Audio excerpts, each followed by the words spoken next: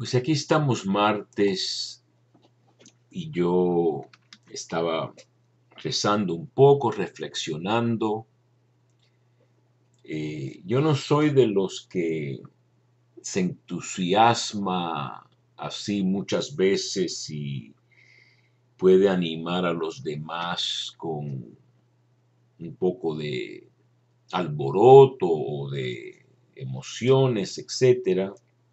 Yo sé que mucha gente busca eso, pero yo creo que es mejor, o por lo menos mi personalidad o temperamento es más meditativo, tendiente a lo melancólico.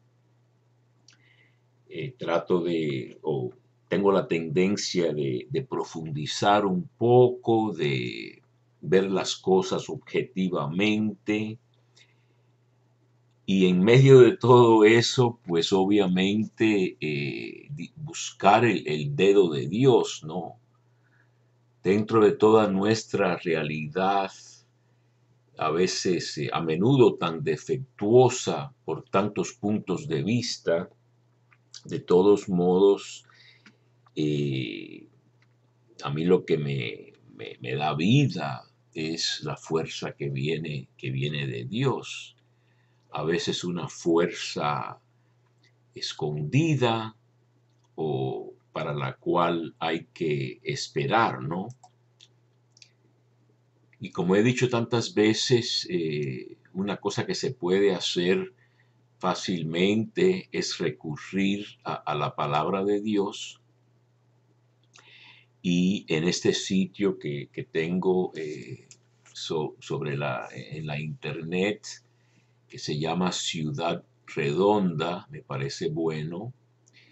Creo que después incluso tiene a veces una reflexión del Papa, no lo sé, pero las lecturas de esta semana son de Hechos de los Apóstoles, y yo no quería entrar en muchos detalles, no son de los pasajes de la Biblia que mejor conozco.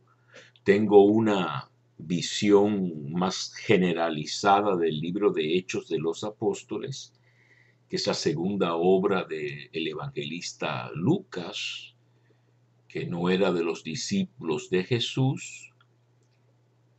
Parece ser ciertamente un griego, probablemente convertido al cristianismo del paganismo, no era judío, aunque yo tuve un profesor que era un experto sobre Lucas, jesuita, que también estuvo en la Tierra Santa por años en una fundación bíblica de los jesuitas, y se reunía en casa con judíos convertidos al catolicismo, y una vez le dijeron que Lucas tenía que ser judío porque tenía tanto amor por Jerusalén.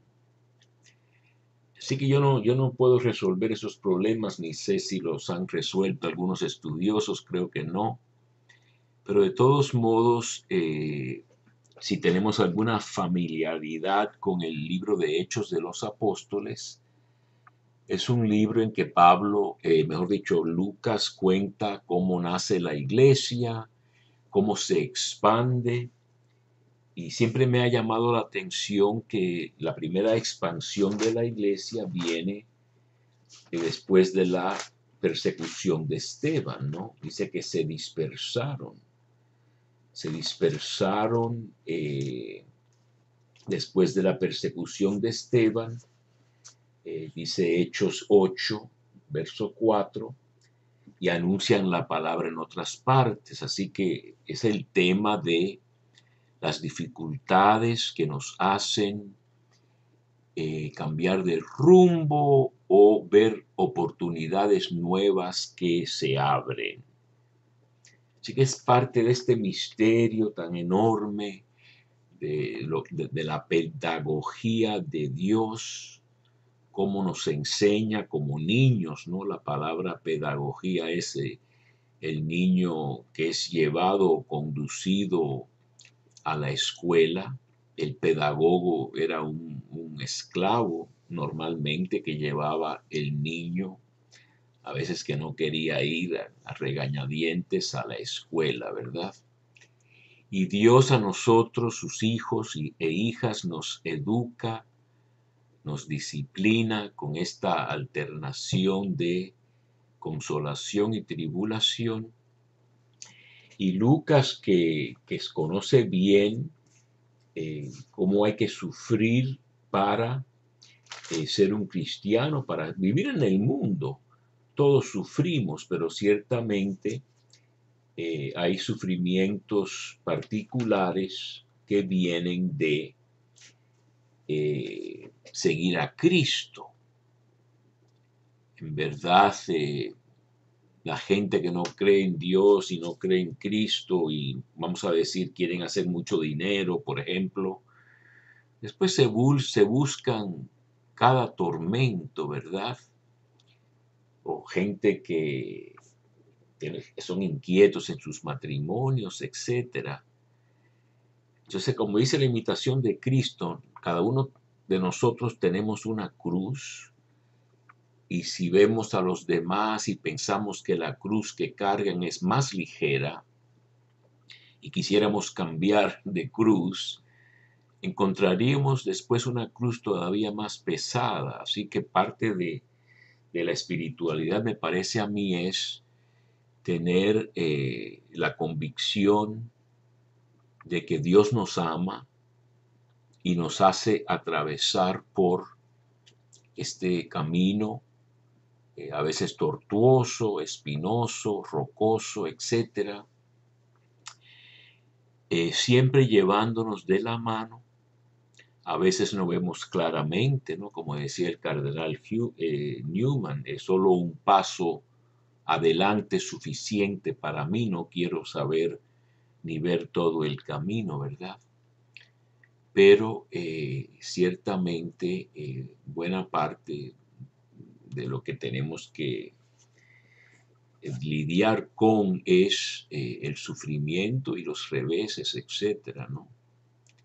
Yo tuve un fin de semana muy bonito, muy divertido con lo que viene siendo mi familia, mucho cariño, etcétera. Era mi cumpleaños, ¿no? La celebración de mi cumpleaños.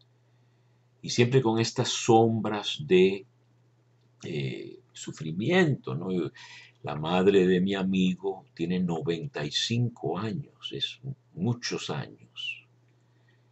Y es una mujer muy inteligente, tuvo una carrera de mucho servicio en la psicología y en la iglesia también. Y las costumbres de la gente, ¿no? Y las manías después de cierta edad, pues, a lo mejor algunos medicamentos abusan de ellos o tienen otras majaderías. Y el hecho es que de los 3 hijos que tiene, solo uno y su esposa estuvieron dispuestos a aceptarla en la casa. Y ya llevan bastantes años con ella, pero ella a veces quiere ir al hospital y se exalta por algún problema médico imaginario a veces, según ellos, y entonces la decisión ha sido tomada de ponerla en una casa, no propiamente asilo de ancianos de un cuidado constante, sino lo que se llama una casa de vivencia asistida, ¿no? Con asistencia de gente que ayuda, pero uno se vale por sí mismo en muchas cosas, ¿no? El trauma de mudarse para muchas personas, para mí lo fue cuando no era tan viejo, pero para ella el trauma de dejar una casa donde está bien, ella, pero estorba, es una lástima que no todo pueda ser tan feliz y tan bonito, que entre una persona y la otra pues se adapten y se acepten, etcétera, y que todos vivan felices, pero no es siempre así. Y se complica por el hecho también de que los otros dos hijos, una hija y un hijo, pues nunca estuvieron dispuestos a aceptar a la mamá. Así que toda la carga cayó sobre eh, este amigo mío. Y entonces, pues, al final se cansan, ¿no? Y lo ideal quizás sería otra cosa por seguro, ¿verdad?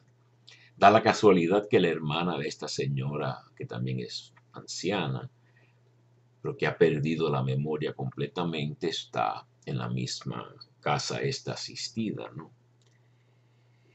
Y entonces, en medio del regocijo y de la celebración, etcétera, está la nueva vida del bisnieto de ella, ¿no?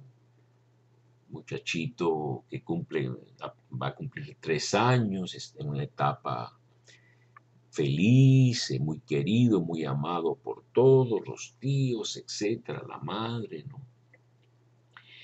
Nueva vida y vida vieja, y es parte de la realidad del mundo, ¿no? Y entonces, regresando un poquito a Hechos de los Apóstoles, es bien bonito como espiritualidad cristiana, de humildad incluso también, el hecho de que Lucas muchas veces habla del sufrimiento de los miembros de la iglesia. Lapidaron a Pablo, le arrastraron fuera de la ciudad, etcétera. Pero después también dice, había gran gozo y la iglesia gozaba de paz, etcétera. E incluso al final de Hechos de los Apóstoles, que Lucas tan lindo dice, llegamos a Roma.